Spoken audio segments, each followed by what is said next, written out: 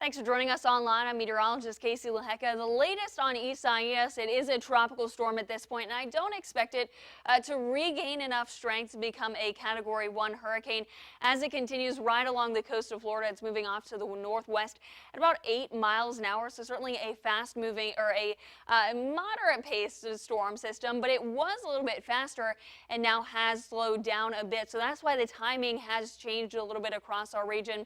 If it doesn't make landfall in Florida, which it doesn't look like it's going to at this point, it will make landfall somewhere in between South and North Carolina.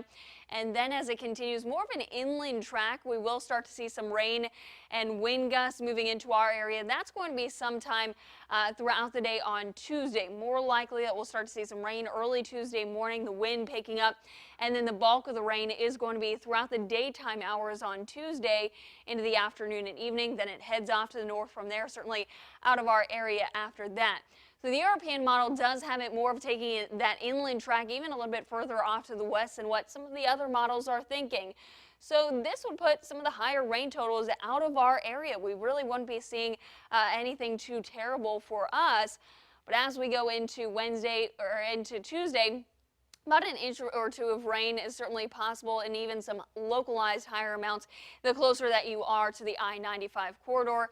So the European model has anywhere between about an inch, maybe a little bit less than that, but those higher rain totals well off to the west. But the GFS, I think this is where we start to see some of, I think this is going to be the better solution here, about an inch to 2 inches across the region.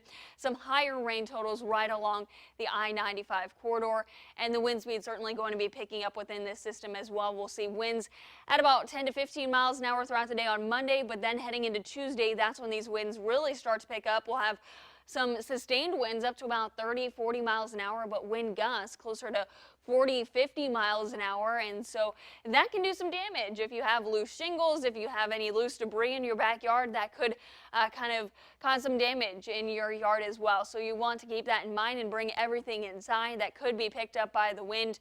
And the next 7 days, today, kind of the better day, even though it's going to be hot and humid, we're going to be looking at that rain moving in through much of the week ahead, but staying a little bit on the cooler side with highs into the 80s and low 90s.